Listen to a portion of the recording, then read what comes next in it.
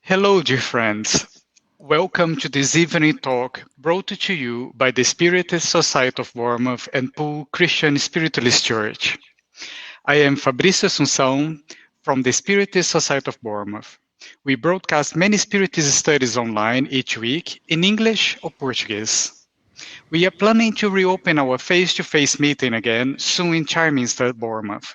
If you'd like to learn more about any of our activities, please go to our Facebook page for further details.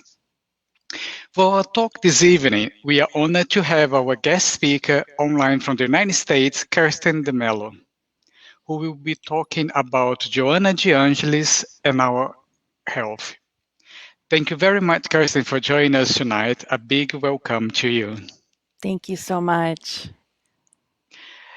This one is one of our series of talks exploring the psychological series of books by the spirit of Joanna de Angelis. The book was psychographed by the famous spirit medium Divaldo Franco. Through Divaldo's mediumship, the spirit of Joanna has written hundreds of books during the last 40 years, including poems and other spiritual works. Now, a few words about the guest speakers, Kirsten de Mello. Kirsten is an active member of the board of the Spiritist Society of Baltimore in the United States. She was born in Philadelphia to Spiritist parents and was a part of the Spiritist Society of Philadelphia before moving to Maryland 10 years ago. She has participated in the Spiritist Medical Congress and in many Spiritist symposiums. Kirsten has a Bachelor of Science degree and is a registered nurse, experienced in critical care, case management, and utilization management. But first, let us go to our friend Bob Williams from the Spiritist Society of Bournemouth for our opening prayer. Over to you, Bob. Thank you, Fabrizio. Good evening, everyone. Let us gather our thoughts together in peace and love. Jesus said that when 2 or 3 are gathered together in his name, he is there in the midst of them. Lord God, we ask for your blessings on our meeting together this night. We pray that you would send the good spirits to help us, guide us, and protect us. May we yield to you so that we may put into good use in our lives now and always the good teachings that you send to us. Dear God, bless, we pray, the work done in your name by Poole Christian Spiritualist Church and the Spiritist Society of Bournemouth. Bless especially our guest speaker, Kirsten, her teaching to us, and all that she does in her ministry. We ask this in the name of Jesus the Christ. Amen. Amen. Thank you, Bob. Now it's my pleasure to hand it over to Kirsten de Mello for her talk on Joanna de Angelis and our health. Over to you. Thank you so much, Bob and Fabrizio. And it is such an honor to be with this group this evening. And let me just make sure, can you all see my PowerPoint? We're good? I think so. Okay, looks like it is sharing. So let me just say hello to everyone there in the group. I wish we could physically be together and just have that blessing of being in each other's energy and just enjoying that. But this is second best. And I really consider you all friends because we're under this spiritualist umbrella. We're all like minded. We have the same desires to just be overall healthy and happy on a deeply spiritual level that can transcend all other aspects of ourselves. So when we talk about health, and myself coming from the healthcare field, Of course, there's the usual understanding of what health is as defined by the World Health Organization, and that is the state of complete physical, mental, and social well-being. And it's not just the absence of disease, but we would say it's not truly a complete understanding from a spiritualist or spiritist perspective, because we like to add in the spirit aspect or spirituality. So the sort of more so four total aspects, if we can break it down that way: mind, body, spirit, and emotions. And we say emotions slash feelings, even though those are technically kind of different. But Joanna de Angelis, she really helps us to understand why our overall health, physical, mental, emotional, is linked to our own selves, the source of everything, which is us, our soul, our mind, our sense of self, or the self, rather. So we know that the ideal is to have this complete harmony. Everybody wants this. We could say there's probably nobody on this earth who doesn't want that complete and total health. So we all can agree on that. And we have advanced tremendously in medicine. I mean, even in the last decade or so, we've made great advances. I mean, we can just look at the pandemic. I mean, the fact that we were able to create a vaccine from the mRNA, as opposed to the usual vaccine, which is just the attenuated virus most of the time. That's a huge leaps and bounds that we've made in the last decade to 15 years. So, it seems like we've really come a long way. But as Joanna shares with us in this particular book that we're sharing today, and the title of the book, and I'll show the cover of the book here in just a minute or so, is called Times of Health and Conscientiousness.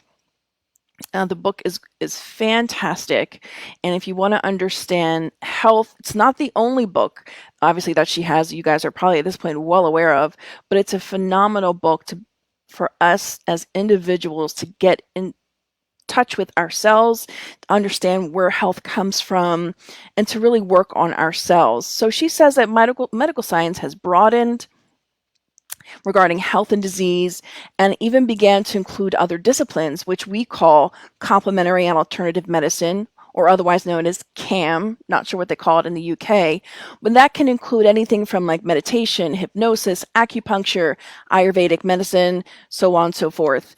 So we know that those types of things are already being accepted into what they call allopathic medicine. So there are a lot of practitioners here, primary care providers, that will encourage either meditation / therapy, or even other types of alternative approaches if the usual allopathic approaches are not working. Joanna says in this particular book, she says the modern findings of psychosomatic medicine have demonstrated that mental and emotional pathologies easily transfer to the body. So we see this already in medicine. Medicine already has determined that through the pathophysiology, the understanding of our body, that when we are stressed or when we are upset or extremely happy, there are different hormones that are released, catecholamines from the brain that are released and have a physical effect in our body. So we know our emotional state affects our body.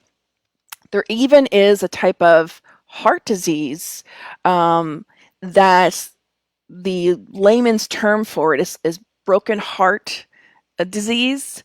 And it essentially is just a type of heart disease where the heart is so stressed due to emotional stress, trauma, and that's a more extreme example. But just one more thing that just shows us that how we feel, our emotional health and well-being affects our physical body. And we know from a spiritist perspective, if we can look at ourselves as a spirit, paraspirit, and physical body, we know that if illness starts in the soul, it can pass through the paraspirit and manifest in the physical body. So there's a lot of healing that needs to go on.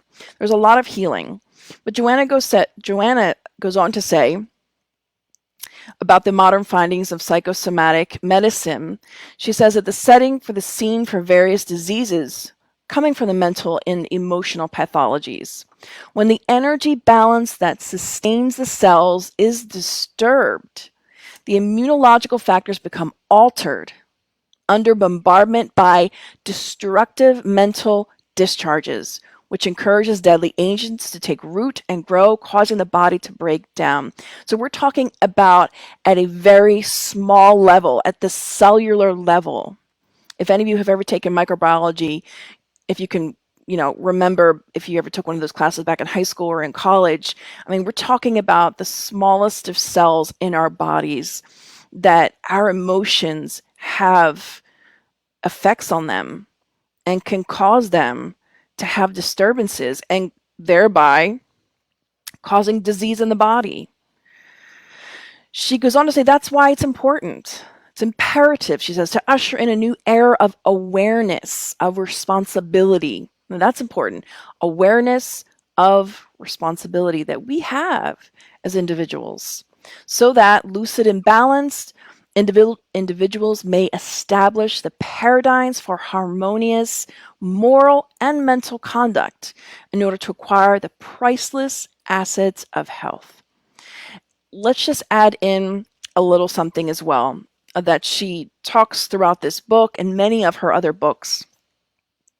Joanna DeAngelis heavily encourages self-compassion. When we're on this healing process, it's so easy for us to feel bad and guilty for all the stuff that we've done. We can easily look back and go, oh man, why did I do that? Or, oh my gosh, if I'm sick, it's because I'm a terrible person, or I've done something really wrong and now I'm being punished for it. And that's not exactly the correct perspective. What it is that if we find ourselves unbalanced and unhealthy or going through an illness, that's an opportunity for us to self-reflect. It's an opportunity for us to go deeper into ourselves. Say, what do I need to learn from this? And how connected am I to the divine, to my own spirituality, to my purpose, to my goals in this life? I mean, it's so easy for us to get caught up in the mundane, everyday hustle and bustle of life. But we truly believe because of this pandemic, many people were forced to really look at their situation, their lives, and reconsider their purpose. And ultimately, if you think about it, is happiness thrusted on us? Do some people just happen upon it? Do some people have luck? No, we choose health and happiness. It is a choice. Believe it or not. In this book, and again, and it's a similar theme that's often woven through a lot of Joanna DeAngelis's psychographed books, is this idea of choice. That we must make it verbally, mentally, and emotional choice to say, I want to be happy. Now, it's not a magical phrase. It's not like, Mary Poppins and all of a sudden, everything's going to go perfect in the room with the snap of the fingers is going to be completely, your soul's going to be clean, it's going to be perfect. No, it's actually it's a key to turn a lock, to open a doorway, to manifest in our lives that I want to be happy, let me start doing the work. Well, we can choose happiness, our free will. In this book, the Spirit's book, which is part of the 5 books of Spiritism, we would say that one of the pillars of Spiritism. In this book, the Spirit's book, question 843, when Kardec asked the spirits the question, do humans act with free will? The highly evolved spirits answer, since they have freedom of thought, they have freedom of action. Without free will, human beings would be machines. So yes, we have free will. We have freedom of choice to choose what we want for our lives. And that's a big deal because that brings us back to our responsibility, our personal responsibility that we have for our own happiness, health, and well-being. Joanna DeAngelis, the great mind, we always refer to her as sort of like the spiritist psychologist, if you will. And she really touches on all areas of psychology and really is just opens our understanding, or deepens our understanding rather, of our emotions and emotional intelligence. She says, you are free to mark your life with the standard of happiness or affliction with which you want to live. Freedom is the law of life and is part of the concert of universal harmony. But she also says, do your best to make your life pleasant for yourself and for others. But it's important that everything that we do has a positive meaning. That's the important aspect of that, because we have free will. We can do whatever we choose to do, but it has to be for a higher and good purpose, a positive meaning, that it provides new stimuli, Joanna says, for you to continue your life, which ought to be characterized by enriching experiences. How many of us, because of this pandemic, have really appreciated our freedom as we slowly begin to have it now, and really want to make whatever aspect of freedom we have now, because before we were under the guidelines of the CDC, the World Health Organization. How many of us now really want to really appreciate the time that we have and really want to make it meaningful? And even for those of us who still have the opportunity to visit loved ones or close friends, even in very small groups here and there sparingly, it seems as though for many people, those moments had so much more meaning than before. At least we know we've experienced that here with our friends, family, and colleagues here in the US. So it's a paradigm shift that's happened as a benefit to this pandemic, if we could so call it a benefit, because we know it's wreaked havoc on many levels. But really, things like this happen, we know, to bring about healing, deeper healing, change, shifts in our mindset, and for us to reevaluate ourselves and our thoughts as well. What kind of thoughts are we having? I have a teenage daughter. Perhaps I can't call her teenage anymore. She's almost 20 years old. So she's a college student. And the vernacular and the, slangs, I'm sure they're slightly different. I know within the UK and the US, but there's a lot of different, slangs that they say in that age group. Some of you might have kids within that age group, or nieces or nephews, or maybe even students or patients. So that sometimes some of their verbiage, although intended to be funny, can actually be quite negative. And although we might not realize it, it's something that we also need to pay attention to, like what kind of thoughts we're having and what we're saying, because our words and our thoughts have power. Not this, magical Harry Potter in that respect, but real power to manifest in our lives.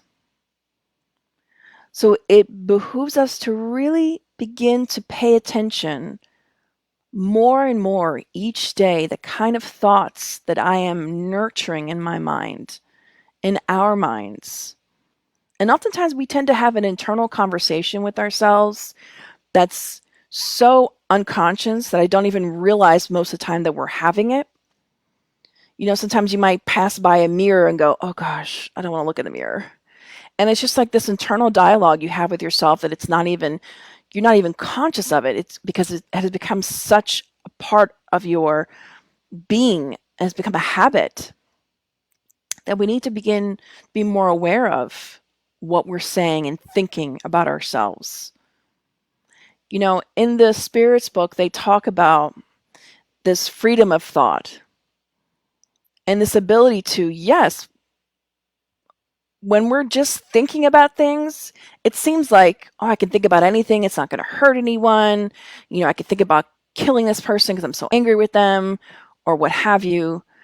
But the good spirits bring us really something interesting. In the Spirits book, question 833, Kardec asks, is there something in human beings which escapes all constraint and through which they enjoy absolute freedom? And the spirits say, it is through thought that they enjoy unlimited freedom. For thought knows no obstacles. Its manifestation may be hindered, but not erased. And then they go on to share, well, are human beings responsible for their thought or thoughts? And the highly evolved spirits answer, they are responsible before God. God alone can know it, condemn it, or absolve it according to the divine justice. So we can have free will and we can have freedom of thought as well, unlimited in our thoughts. But for everything we think about, there's a direct reaction and a cause and effect to it. Because our thoughts have power. Modern science knows this. This isn't even something that we can say is completely boxed away in the area of spirituality, hocus pocus, and religion. Now, this is modern medicine now that we're talking about, recognizes how our emotions, and of course our thoughts are involved with our emotions, affect us physically and can affect the world around us, can even affect our perspective. How I'm thinking affects how I see things. Some people call it rose-colored glasses. There's other terms for it, but depending on how I see the world, how I see my circumstance will depend upon how I'm experiencing everything around me, how I'm experiencing life. I'll give you a perfect example of a case I'll never forget, a real-life case that I had many years ago. And it was of this older woman I was taking care of when I worked in the intensive care unit here in the States. And every now and again, we used to get what was called overflow. So whenever another unit was really packed, we would get a patient to our unit, our floor, to the ICU. So just to give you some perspective and context, most of the time, majority of the patients that I took care of at that time were on life support, on a ventilator, and were hooked up to like 1,001 tubes, and most times were not conscious. So this particular patient, she was fully conscious, aware, awake, walking around. Again, she just was an overflow. She was a cancer patient. She was right there at the end. She had stage 4 breast cancer that had just completely gone throughout her body. So true to how we do things in nursing, I needed to go in, make my assessment, the whole 9 yards. So I went in expecting to find a particular type of person, maybe downcast or sad or bedridden or what have you. But much to my surprise, when I entered her private room, I swear I walked into a bubble that was so peaceful. And the smell, which if you've ever been to a hospital, is not necessarily always pleasant. But the smell in the room had a smell of flowers. And I remember walking in and hearing her sing, like lightly under her breath, and she was knitting. She was sitting in a chair, knitting, humming in the intensive care unit. Completely unheard of, very atypical for a day in the life of an ICU nurse. But that wasn't what struck me. When I began to do my assessment of her responses to my questions were so amazing. Her overall emotional state and well-being was far better than mine or anyone else I had encountered that evening, including the physicians on the floor and technicians. She was so positive and so uplifting and so loving and so kind that I couldn't escape that opportunity. I let the opportunity pass me by without asking her what was it that had her so happy and joyous. And she just said simply that in her life, she always put her spirituality, God, first. And being kind to others was always her main goals. Like just a very simple life. And she trusted the process of whatever God had in store for her. And she wasn't sad or upset. She had all these words of wisdom to offer about life, how to live it, how to enjoy it, how to live a fulfilling life with putting God first and putting our overall health and well-being first. It was what I would call one for the books. One of the cases I'll never forget in my life, because her aura, her energy was so impactful, not only to myself, but to many other people, the physicians that went in to speak with her. It was like a healing session. It was the most bizarre thing, because you wouldn't think going in to see a sick person, but really, was she sick? Her physical body was, but her mind, her spirit, her thoughts, her words were better than all of ours. So it was quite liberating to know that someone in such a circumstance could choose to see life differently. So it gave us hope and inspiration that we don't have to look at things from a somber perspective. We don't have to look at illness from such a harsh perspective, but rather learn from it what we can learn and do as much as we can to prevent it and also take care of ourselves, but also to learn to move with it, move with the flow of life and see what it's trying to teach us. Because we're all artists. And it might be funny to say that, but we are artisans of our own lives. Joanna shares with us, and this is a copy of the front cover of the book for those of you who are interested in getting it at some point. And she says in this book, the immovable, deterministic imperatives concerning the physical body are life and death, although even these two aspects are subject to fatalism of incessant change. So we know that even physical death can change. We know that because there are cases within Spiritism of people that we know of, whether they're in the Andrea Louise books or actual cases of people that are alive today, such as there's a famous medium, Brazilian Spiritist medium named Raul Teixeira. And many years ago, many decades ago, he got into a very horrible car crash.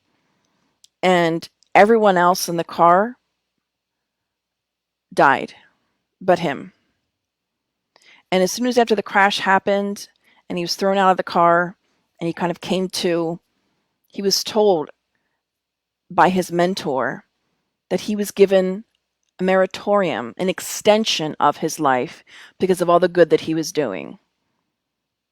And if you know anything about him, he's sort of similar to the medium that psychographed this book, Givaldo Franco in Brazil. He also wrote Teixeira. He is a spiritist medium, prolific medium, has psychographed many books. He also has a whole institution helping the poor and the sick there in Brazil. So his life has been a homage to Christ-like consciousness. So we know that there are ways to change our lives. Nothing is so much set in stone that we can't attenuate with our own good works, with our actions, with changing ourselves. We are not destined to be sad, depressed, sick. God doesn't make us to be destined for those things. We are destined for happiness, for joy. Joanna goes on to say, subject to actions which in turn trigger corresponding reactions, we are what we make of ourselves on our chosen pathway.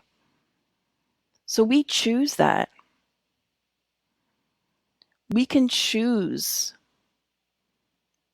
happiness today. We can choose to want health, changing our thoughts, and stop repeating over and over again to ourselves, oh, well, this is just the way that I am. I've been this way for 30 years. I've always thought this way. Why change now? What's the point? It's never too late.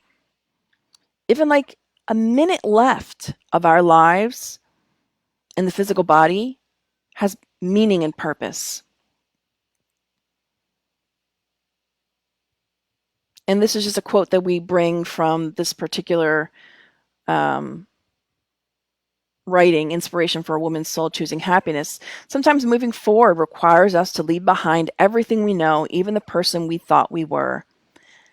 And that's a nod to changing our perspectives, changing our paradigms, and not viewing ourselves as we always have, but opening up a pathway to view ourselves in a much more abundant and happy way, to see all the possibilities, all the joy that we could feel. But there's so much going on, you might say, Kirsten, so much in my life. I mean, does God really want my healing? Am I really going to reach that route? Am I really going to be able to heal myself? I mean, does the divine look down and really say, yes, John, Bob, Mark, Louise, I want your healing for you. I want your happiness. Absolutely. We often peg God as a punishing God. Oh, if you do something wrong, God's going to punish you. It's a very old way of looking at religion and spirituality, karma. Instead, we should try to look at life that God creates the universe in such a way that the moment we begin to sort of go off our path, or go off kilter, as some say, that we have something that brings us back to our balance. And most time that's pain, which is usually surrounded by some sort of illness.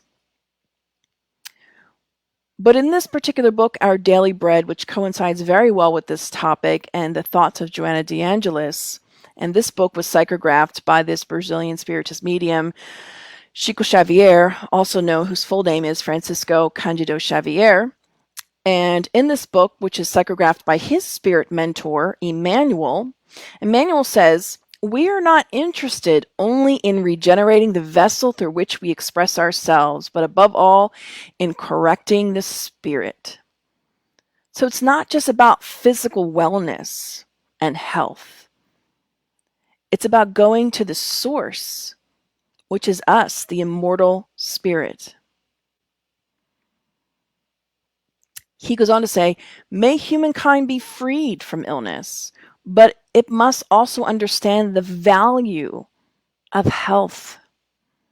It is indeed as difficult for us to understand the hidden lesson of diseases in the body as it is to assimilate the call to sanctifying work that beckons to us through our physical healthiness.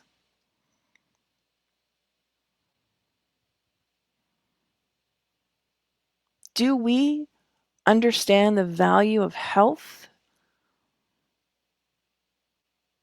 And do we also understand the hidden lessons behind disease? Instead of looking at disease as a form of God's punishment, but rather posing the question to ourselves, what can I learn from this? Whether it's something as simple as, I need to eat better, I need to exercise, I need to be healthy, I need to get better sleep, I need to make better choices, I need to change my way of thinking, I need to find healing through these traumas. Whatever it is, whatever the answer to that question is, it's going to be different for everyone. It's going to look different for everyone, and that's okay. Because everyone's ideology, if you will, the cause is different. But Joanna says there are people who prefer to gripe, complain, storing up self-serving pessimism.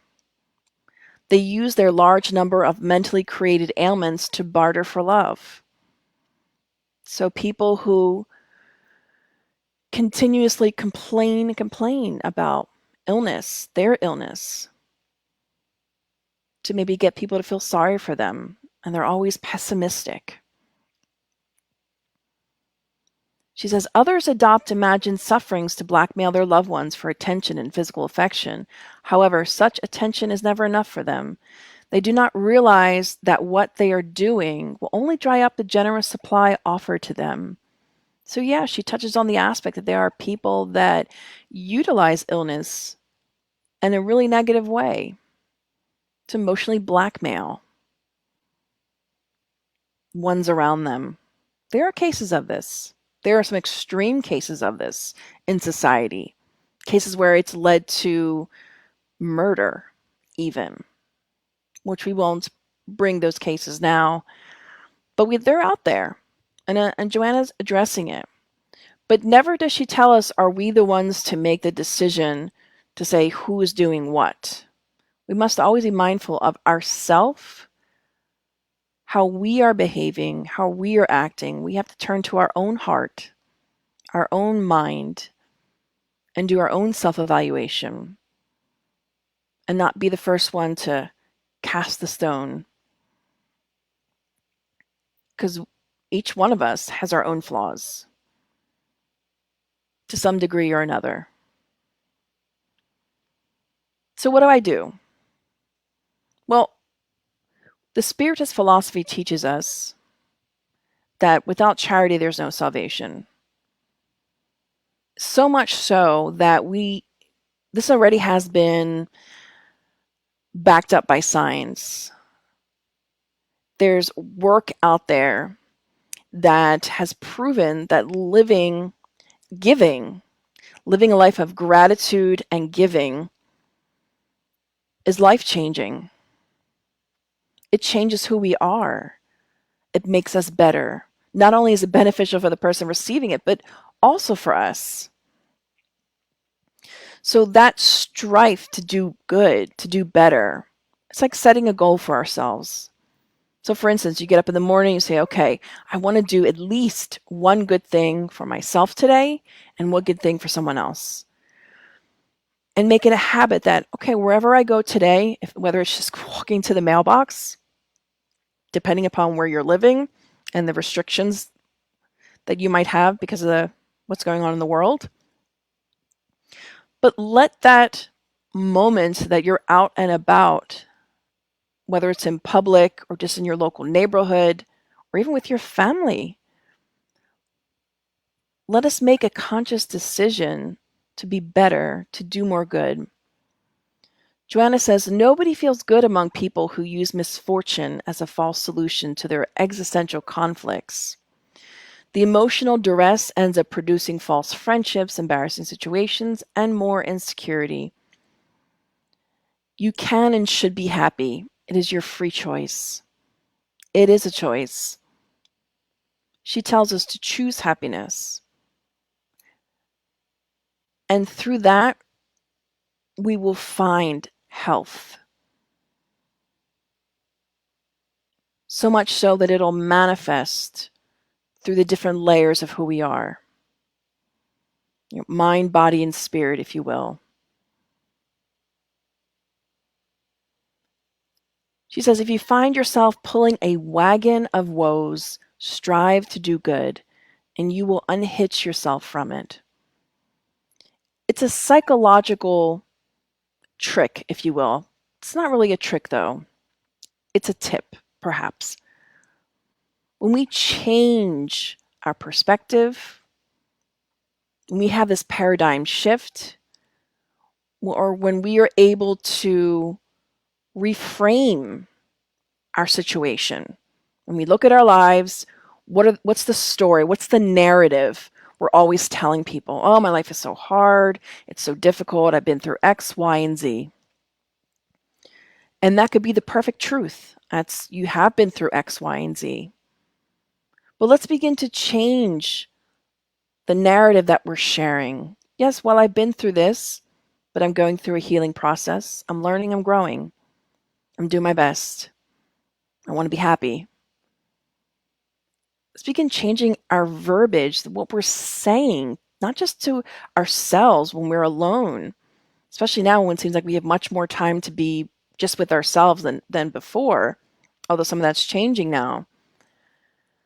But what are we saying to others? And are we rehashing all the negative traumas that have happened to us, with the exception of when you're actually with a therapist, and that's the whole point of that session? But how many times do we retell our sad stories? We're giving it life. That's not to say that we can't share our challenges. We should with one another, especially when we need guidance or support of some kind. But let us make that firm decision within our heart and within our soul to be happy and to keep reminding yourself, I want to be happy and I deserve to be happy. And we don't have to wait for things to be perfect to practice good things, to practice goodness, to practice charity. We're not talking about donating a wing to a hospital. Unless you find yourself in that financial situation, God bless you and wonderful. But it's in the everyday things. It's in the everyday things of how we treat people, the people at the corner store, at the grocery store, telemarketers that call your phone. And one of the great American writers, some of you may be familiar with her because she was pretty famous, especially before she passed away, Dr. Maya Angelou. She says, if you don't like something, change it. If you can't change it, change your attitude. Change your perspective. Change how you're looking at it. Reframe it. Because that'll make the difference between health and illness. Joanna Deanna often talks about that sometimes our problem is a problem of fixation. When we're fixated on an idea that this is the narrative of my life, this is how it's always going to be, and it doesn't have to. I don't have to play the role that society has put me in. Well, I'm the person who has this illness, I'm this, and I'm that, and I'm that, and that's all that I'll ever be. Well, if that's a perspective we have, yeah, sure. We will live up to that. But we don't have to. We can change how we view things, and we can change our health. We go on to learn with Joanna, not only in this book, but in many other books, about choosing health and well-being. She says the difficulty of today is the effect of the folly of the past. Life is renewed at every moment. So we reap what we sow. Pure and simple. It's just a law. God created it, and we're living it. So we've done something in the past, and now I'm in a situation that I've created for myself. But that doesn't mean that I need to stay in that situation. Things can and will get better, and will get better sooner if we choose that, if we make the necessary shifts. And this part where she says life is renewed at every moment is very important. You might just think it's so philosophical, it's so, abstract. And it's really not. It's very scientific, believe it or not. Our cells are constantly renewing themselves. So we have the ability to gain health. You might not see it right away. It might not be reflected on a test or an exam right away. But within yourself, which is the source of all things, it will begin to change. As they say, Rome was not built in a day. Little by little, we can begin to shift our health, dedicating ourselves to goodness and a spiritual life where we are able to put God first as a priority in our lives, because that's what connects us to source, to divinity. It's like this constant connection. Joanna goes on to say in this particular excerpt from the book Times of Health and Conscientiousness, she says, dire situations change for the better, like shadow-filled landscapes suddenly lit by the sun. So just when we think when all is lost, it can change in an instant as well. We might not even see it coming, but things can change for the better. We have to hold out hope. She says, do not make a truce with misfortune, idleness, or complaining. It's not just accept it. This is just the way that it is, and nothing's ever going to change. The only person we can change is ourselves. We shouldn't have an expectation of changing anybody else. It's a fallacy. It's a fantasy. We can't change anybody else. We can have an effect on other people, positive and negative. But we cannot go into their being and change them. So we need to work on ourselves, work on who we are. And she reminds us that we are the master of our destiny, and its meeting point for you is the infinite. So as they say, the sky's the limit. Those who devalue, discredit, and invalidate themselves get left behind. What is she talking about? The law of progress. We are constantly evolving and moving forward. And if we want to stay stationary for a time because we were just, we're angry, we're upset, we're crossing our arms and angry with God, that's our choice for a time. We can't be like that forever, but for a time. And the rest of the world will move forward. She goes on to say it's imperative that you get positively involved with the divine plan. Those who do not never grow. If you would rather suffer, you are free to do so until you finally opt for well-being. So don't make mountains out of molehills. No one is destined to suffer. Suffering is always the result of a negative action. It's never the cause. So it's temporary at best. And its sole purpose is to help us realign back to balance. It's not here to cause us, because God is, horrible and punishing and sadist. No, completely the opposite. He wants our health and well-being. He, she. Each one of us have our own individual spirit guide that wants to help us. I always like to say it's akin to having your own personal trainer, except it's in the spirit realm. Why not access it? It's free of charge. No debit card or credit card required. We can access our spirit guide for guidance. How cool is that? We think it's pretty awesome. And at any time in our journey, we can access that help.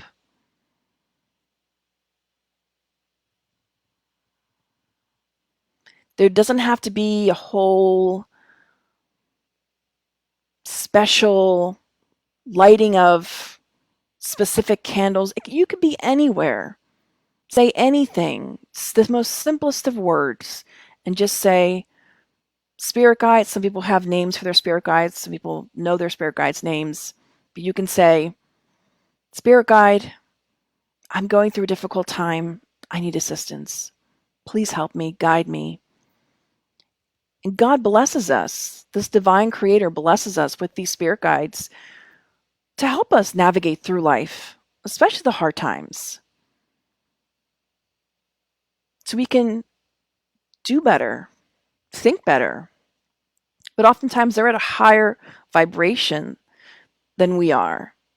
So we need to higher our vibration through prayer, through changing our thoughts, to be able to be more readily accessible to them.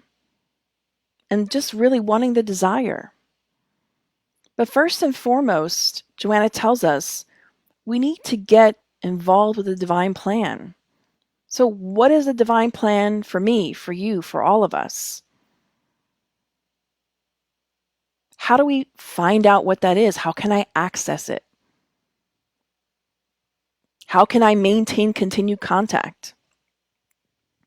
It's quite simple. Connecting through prayer is the portal. And asking, verbalizing deep within your soul, and you even can say it out loud. Asking through prayer, which is nothing more than a conversation. It's us connecting to the divine's Wi-Fi, if you will. And just saying, I want to be connected to this divinity.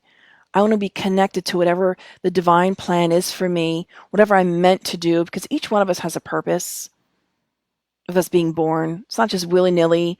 God decides to just randomly throw souls into bodies or what have you.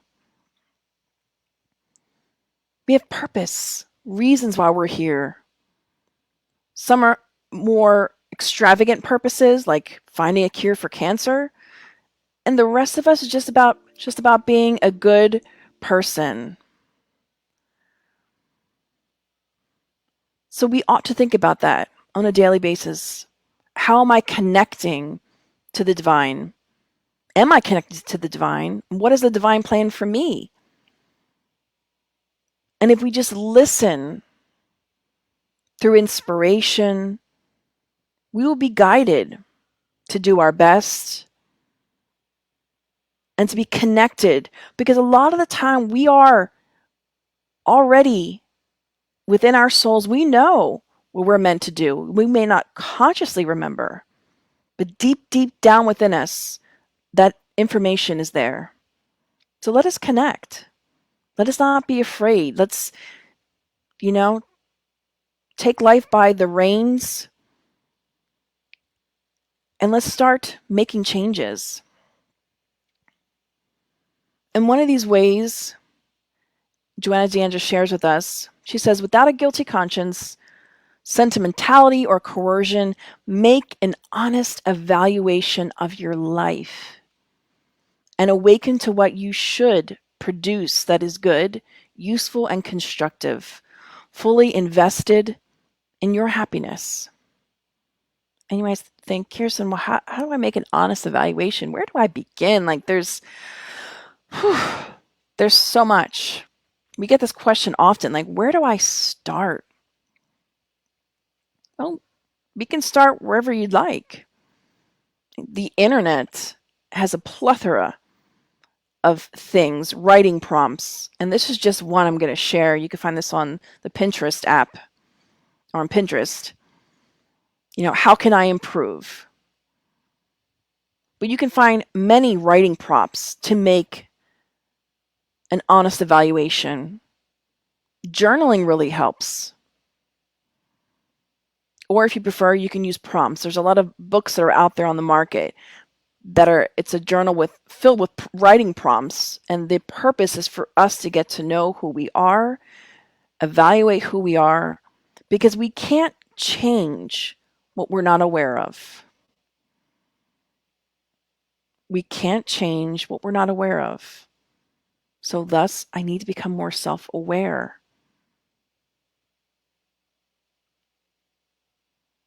Because we are destined for happiness. We're not destined to suffer. We're not destined for illness. No, no, no.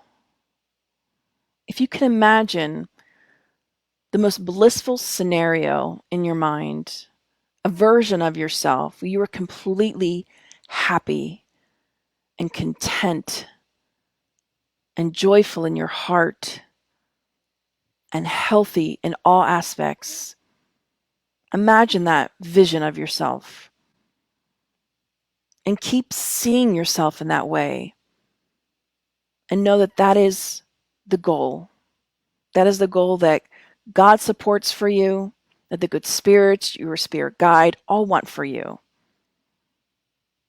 And with connecting with the divine, doing all the good that we can do that is within our power to do, learning to change and love ourselves,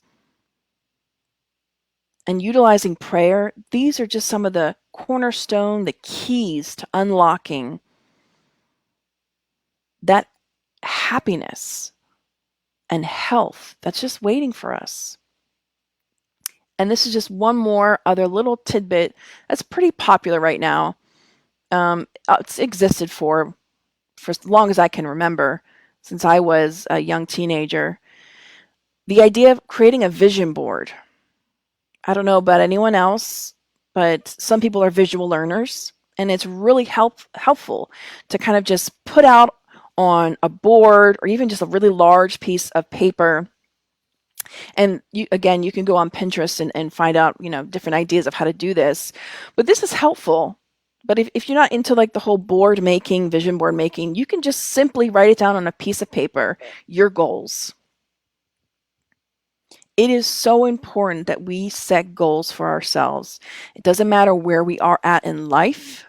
It doesn't matter our age or what's going on. Let's set goals for ourselves to be a better person, whether it's to lose weight, to get healthy, to have better relationships with ourselves and others. But let's set goals so we know that every day, whatever we're working on is for our own benefit and it's something positive that not only is going to benefit me, but it's going to benefit others. Because you may feel like we are just a drop in the ocean, but if all the drops in the ocean turn green or purple, the whole ocean becomes purple. So if we all do our own part in working on ourselves, the world's going to become a better place. Jesus said, before kingdoms change, man must change. Before we see this reflected in society, us as individuals, at the cellular level, we must change. And don't forget to have compassion for yourself. Joanna reminds us the more we work on ourselves, and we see that it's not easy to work on ourselves, the more compassion we will have for others as well, because we know that it's hard. The road to healing and wellness, because we haven't made it our life's purpose for all lifetimes that we've lived, we're going to encounter the challenges. But the point is to keep going, keep moving, keep striving. So those are the thoughts I want to leave you with. My friends, thank you so much for being here and participating and just being present. Thank you so much. And thank you to Fabrizio and Bob and Mr. Laurie and all of you for having us here today. Thank you very much, Kirsten. I am actually speechless because, yes, I've been reflecting all along during the talk. And one thing that really resonates to me is we always say, oh, I want to change. And then we say, oh, this is not good. Need to be changed. And sometimes we spend far too much time concentrating on the problem itself rather than focus on the solution of it. And then throughout your talk, Joanna takes us on this journey, how we can change this mindset to change the focus on something that is negative, is upsetting us, to something that is transforming and transformational, that what we need in our change, in our life. That is powerful. It is. Her words are so powerful. And we love her writings, and it's just amazing, really. I think the recent experience of so many people across the world of the pandemic, those of us who have at present survived the issue, gives us great cause to be grateful for the many things we have taken for granted. I think gratitude is a marvelous medicine which we should take great big doses of every day. Yes. The pandemic has put that into focus. But aside from the pandemic, there are so many blessings that possibly we never count, but they're always there.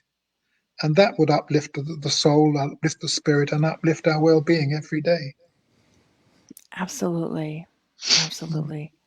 If I can say one added thing that I didn't mention, that there are times when even when we are trying to be positive and find gratitude, that we are going through an illness, that we are unable to see the positive. And oftentimes that will require medical intervention, whether that's seeing a therapist, a psychiatrist, getting on medication. And that's all okay. There's nothing wrong with any of that. Medication, therapies, all that just allows us to find our way back to our own healing. And that's what it's about. So I just wanted to share that as well. Lovely. We have some comments here coming up from Facebook. If anyone is listening to us, want to ask any questions, feel free to ask any questions. Pan Garland, he says, clear, concise, and I follow most of things. Thank you for emphasizing it. Thank you. Thank you, Pam. And then I have Cleo says, amazing talking, incredible. Thank you very much, Kirsten, and thank you for all of you that organized it. Thank you, Cleo. Okay, before we go to the closing, is there any closing remarks you'd like to make? Just that we have the power within us, as we learn through Spiritism and the books and the writings of Joanna de Angelis, we have the power within us to make changes and to find health and well-being. We have the power to, within us, at our fingertips, to connect with the divine, to completely change our lives, to go from Saul to Paul. But it takes effort. It takes work. It's not as simple as like just saying the words, I want to change, I want to do better. But actually, rolling up our sleeves, going to the gym, sometimes the spiritual, mental, emotional gym, and start doing the work. And it'll be worth it because we are worth it. So those are just the final thoughts. Thank you. There is a question that popped up that I cannot let that question behind because it's from our lovely Daniel. He says, what would you say to someone that have been gone through many illness and lost hope? It's a great question. I think many people go through this. I think this could probably be many people, this will resonate with them. They've gone through several illnesses, and it's very common, especially with people who have chronic illnesses, to experience things like depression, to experience depressive thoughts, or to lose hope. So that's why I was mentioning that if you find yourself where you simply cannot get out of bed, or you just, even as hard as you try, you just cannot seem to think more positively, we definitely always recommend for people, first and foremost, to see your primary care provider, your generalist, if you will, whether it's a naturopathic provider, Ayurvedic medicine, or what have you. Make sure you speak with a healthcare professional so they can best address the issues, because even with chronic illnesses, sometimes we can end up developing depression. Why? Because we have so many years of that chronic illness and so many years of negative thoughts about that we actually develop a chemical imbalance in our brain, and that needs to be fixed, or at least at best assisted with medication, to allow us to begin to change ourselves, because without it, we may not be able to find hope again, because it's chemically already impossible. So we have to also remember that we are spiritual beings having a human experience. So we're sort of in this physical body, and we need to take care of it as such.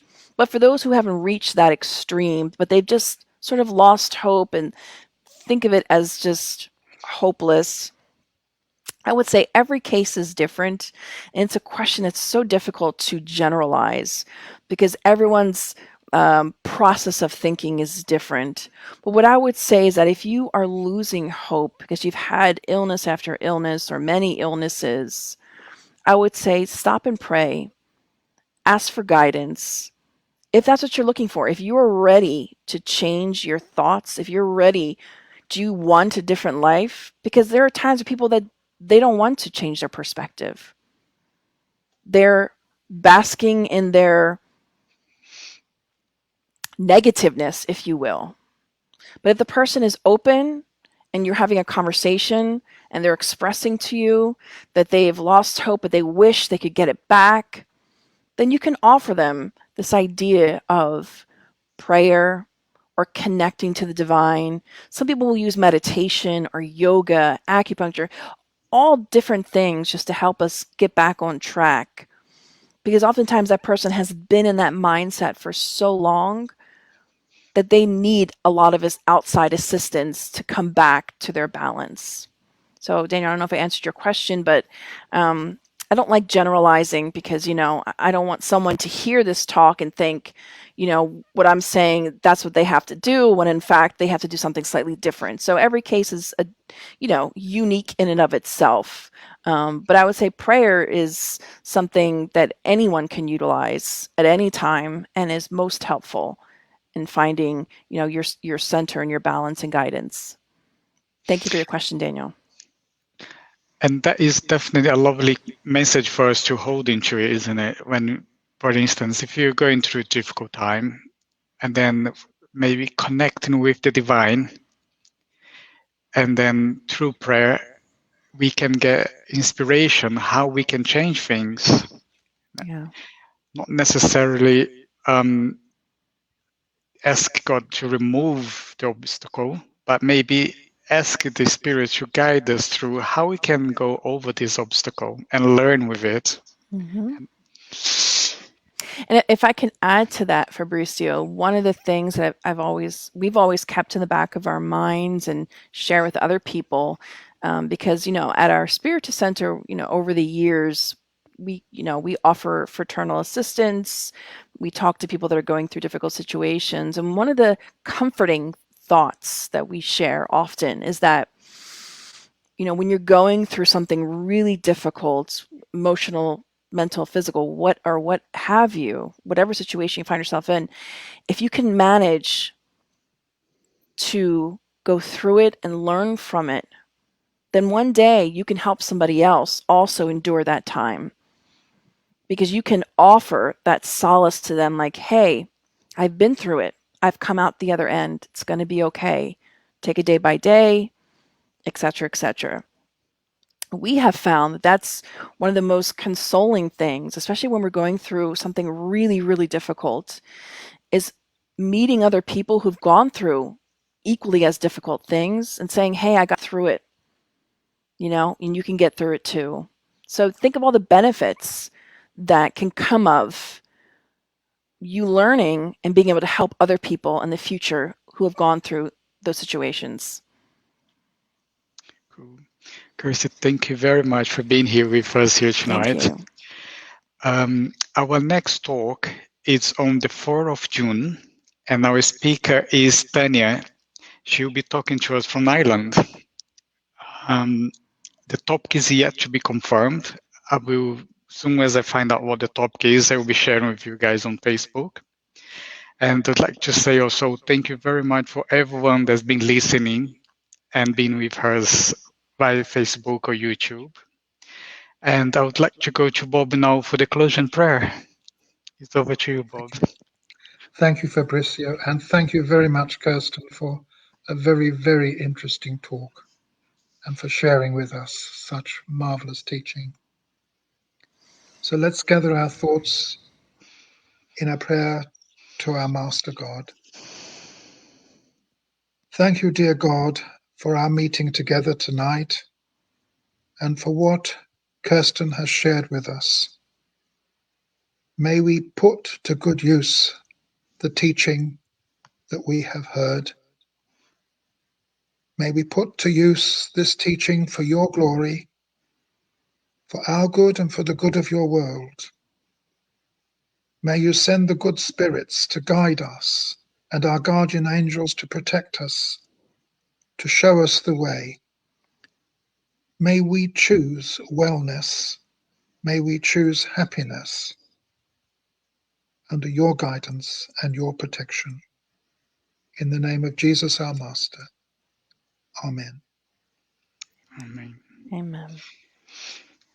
Thank you all. I see you in 2 weeks' time, and good night.